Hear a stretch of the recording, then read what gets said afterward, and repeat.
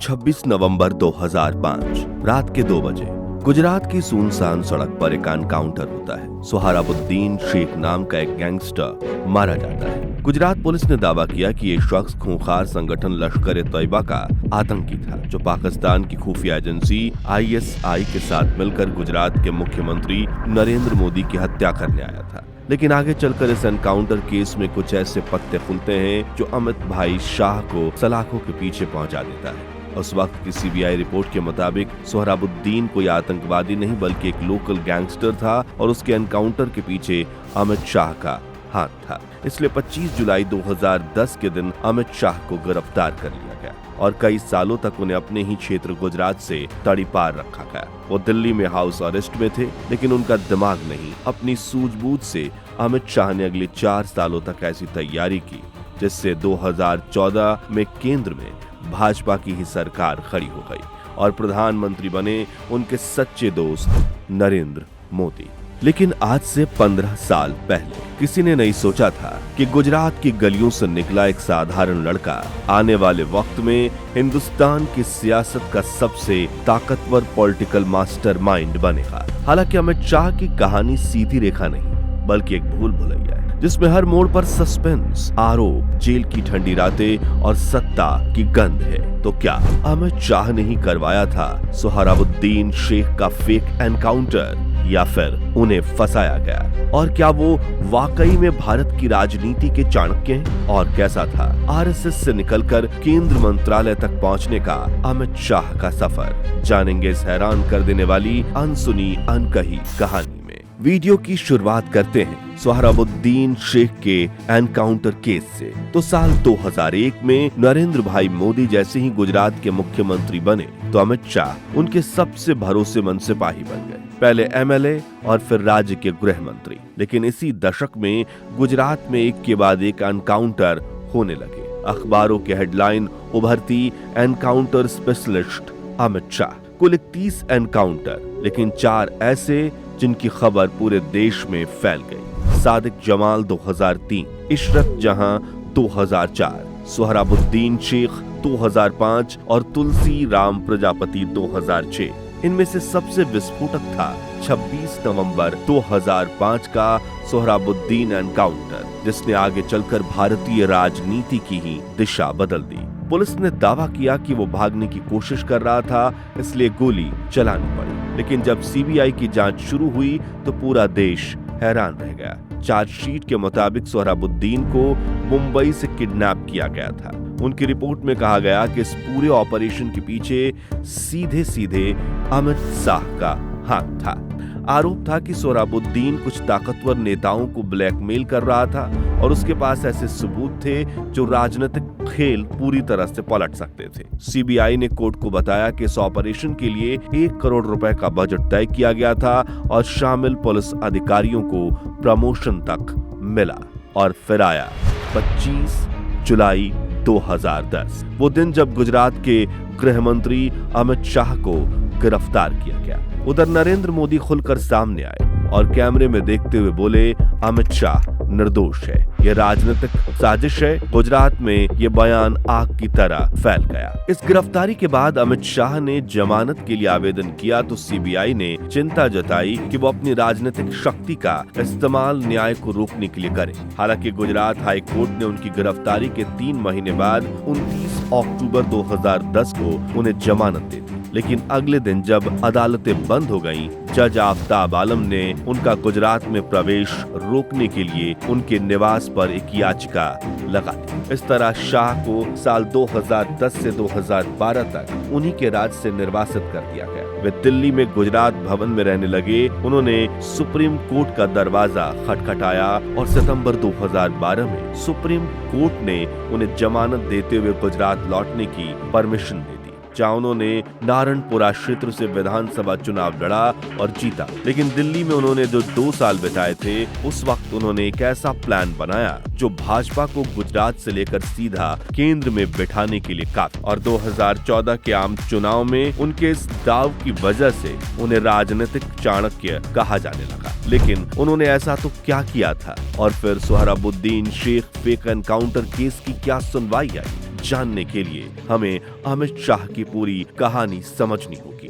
22 अक्टूबर 1964 मुंबई में रहने वाले गुजराती परिवार में अमित शाह अनिल चंद्र शाह का जन्म होता है। उनके पिता एक छोटी सी पीवीसी पाइप बनाने की फैक्ट्री चलाते थे। उन्होंने गुजरात के मेहसाणा से अपनी स्कूली पढ़ाई की और फिर अहमदाबाद के सीयू शाह कॉलेज से ग्रेजुएशन की। मगर इस बीच उनका ध्यान सिर्फ राष्ट्रीय स्वयंसेवक संघ की गतिविधियों में था, जहां उन्होंने मिट्टी की खुशबू के साथ सत्ता की महक भी महसूस की। इसी बीच साल 1982 में 18 साल के अमित शाह की मुलाकात 32 साल के नरेंद्र मोदी से हुई, जो आरएसएस में उनके सीनियर थे।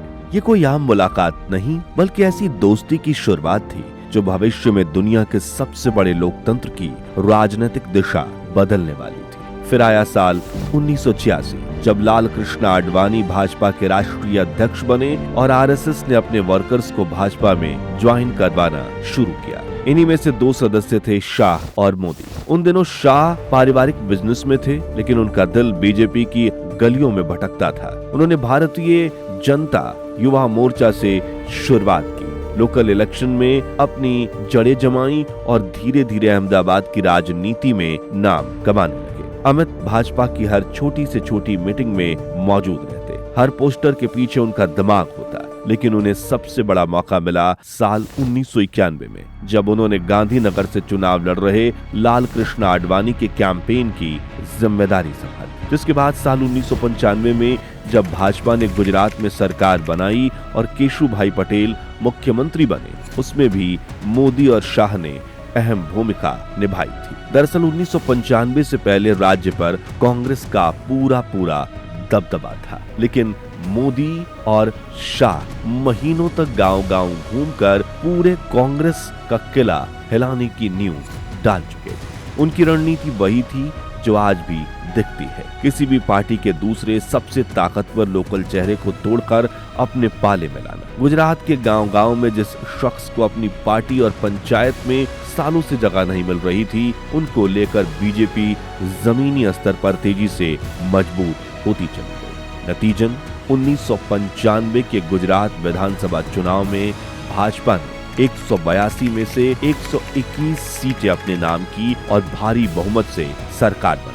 और एक वो दिन था और एक आज का दिन है। पिछले 30 सालों में कोई भी पार्टी भाजपा को गुजरात की गद्दी से नहीं हटा पाई है। इसी बीच साल 1999 में Amit Shah Ahmedabad district cooperative bank के प्रेसिडेंट चुने गए। ये देश का सबसे बड़ा कोऑपरेटिव बैंक माना जाता था और उन्होंने भारी घाटे में डूबे इस बैंक को सिर्फ एक साल में प्रॉफिटेबल बना दिया। 1995 से 2001 तक मोदी दिल्ली और संगठन की राजनीति में व्यस्त रहे, लेकिन गुजरात में शाह पूरी तरह ग्राउंड पकड़कर बैठे रहे। वो अकेले ही मोदी के लिए गुजरात में सकारात्मक माहौल तैयार करते रहे, जिसके चलते साल 2001 में नरेंद्र मोदी पहली बार गुजरात के मुख्यमंत्री बने। 2002 में मोदी जब धमाकेदार जीत के साथ फिर मुख्यमंत्री बने, तो शाह गुजरात कैबिनेट के सबसे कम उम्र के मंत्री बने, जिनके जी में 12 शक्तिशाली मंत्रालय थे। गृह, जेल, कानून, परिवहन, कृषि, मानव आदि कैबिनेट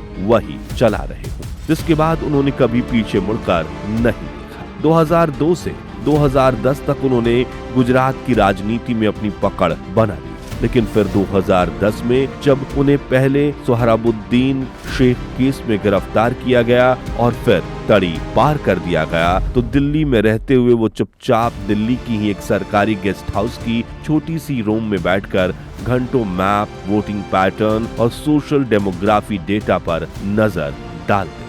बाहर से ये एक शांत बेरंग जिंदगी लगती थी, लेकिन अंदर एक नया खेल जन्म ले रहा था। शाह ने गुजरात मॉडल को नेशनल लेवल तक ले जाने की तैयारी शुरू कर दी। वो हर राज्य, हर सीट की माइक्रो स्टडी करते, कास्ट इक्वेशन से लेकर लोकल लीडर्स के इन्फ्लुएंस तक सब कुछ नंबर और पैटर्न में बदलते। एक रात उन्होंने अपने बेहद ही करीबी से कहा, अब वक्त है गुजरात से बाहर सोचने का। और सच में वो वक्त आ चुका था। साल था 2013, जब बीजेपी ने नरेंद्र मोदी को प्रधानमंत्री पद के उम्मीदवार के रूप में घोषित किया कि श्री नरेंद्र मोदी को आगामी लोकसभा चुनाव के लिए प्राइम मिनिस्ट्रियल कैंडिडेट के रूप में प्रोजेक्ट किया जाए। पूरी पार्टी की निगाह इस पर टिक गई कि इतने बड़े चुनाव का महासंचालन कौन करेगा। जवाब था अमित शाह और वो पार्टी के महासचिव बन गए। 2014 का लोकसभा चुनाव कोई आम चुनाव नहीं था, वो एक राजनीतिक युद्ध था। शाह ने भारत को 543 सीटों वाला देश नहीं बल्कि 543 अलग अलग चेस बोर्ड की तरह देखा। हर बोर्ड पर अलग चाल, अलग रणनीति, booth level management, OBC cluster focus, candidate selection, media management, micro targeting, हर चीज को उन्होंने एक मशीन की तरह व्यवस्थित किया। और सबसे बड़ा जुआ खेला उत्तर प्रदेश। शाह ने यूपी को 30 में से 73 सीट दिलाकर भारतीय राजनीति का पूरा पावर मैप बदल दिया। वहीं से उनके किंग मेकर बनने की शुरुआत हुई। इस चुनाव में भाजपा ने 282 सीटों पर जीत हासिल कर केंद्र में अपनी सरकार बनाई और नरेंद्र मोदी ने देश के 15वें प्रधानमंत्री के तौर पर शपथ ली और महज 49 साल की उम्र में अमित शाह बन गए भाजपा के राष्ट्रीय अध्यक्ष। जिसके बाद उन्होंने पार्टी में ज्यादा उम्र के नेताओं को धीरे धीरे रिटायरमेंट देना शुरू किया और आरएसएस के युवा सदस्यों को पार्टी में जोड़ना शुरू किया। इसी साल कोर्ट ने सोहराबुद्दीन केस में सबूतों की कमी के चलते अमित शाह को बाइज्जत बरी कर दिया, यानी क्लीन चिट दे दी। यानी अब अमित शाह राजनीति के बैकफुट से निकलकर फ्रंट फुट पर खेलने के लिए पूरी तरह से तैयार थे। फिर आया साल 2017 जब अमित शाह को उत्तर प्रदेश विधानसभा चुनाव की कमान सौंपी गई और नतीजा तो शायद हर कोई पहले से ही जानता था। उस चुनाव में भाजपा ने 403 में से 312 सीटें हासिल की और उत्तर प्रदेश में अपनी नई सरकार बनाई। अमित शाह के नेतृत्व में भाजपा एक एक किला धीरे धीरे जीतती चली गई। जिसके बाद आया साल 2019 जब लोकसभा चुनाव में अमित शाह ने अब की बार 300 पार का नारा दिया। तब ज्यादातर लोगों ने इसे चुनावी जुमला ही समझा, लेकिन पॉलिटिकल मास्टरमाइंड कहे जाने वाले अमित शाह ने इस चुनाव में ऐसी रणनीति तैयार की जिससे भाजपा ने 303 सीटें जीतकर इतिहास रच दिया और इस तरह अमित शाह का अब की बार 300 पार का नारा साकार हुआ और भाजपा हाईकमांड ने अमित शाह को जीत का एक और तोहफा देने का निर्णय किया, जो था भारत के गृह मंत्री की कुर्सी। 30 मई 2019 ये वो दिन था जब अमित शाह ने गृह मंत्री के रूप में शपथ ली। इसके बाद अमित शाह ने भारत की राजनीति में सब कुछ बदल कर रख दिया। 5 अगस्त 2019 उन्होंने ऐसा निर्णय लिया जो पिछले 70 साल से रुका हुआ था। उन्होंने जम्मू कश्मीर से धारा 370 हटा दी और तो और जम्मू में ना कोई हिंसा होने दी, ना ही अंतर्राष्ट्रीय ताकतों को भारत में दखल देने दिया। इसलिए अमित शाह को भारतीय राजनीति का सबसे ताकतवर नेता माना जाता है। तो दोस्तों, क्या आप अमित शाह को भारतीय राजनीति का चाणक्य मानते हैं? और क्या अमित शाह देश के सबसे ताकतवर और बुद्धिमान गृह मंत्री हैं? इस बारे में अपनी राय हमें कमेंट्स में बताइए और ये वीडियो अच्छा लगा हो तो इसे लाइक शेयर करके 21,000 लाइक्स जरूर करवा दीजिए और ऐसी ही अनकही अनसुनी सच्ची कहानियों के लिए हमारे चैनल को सब्सक्राइब करके पास वाली घंटी बजाना मत भूलिएगा। जय हिंद, जय भारत।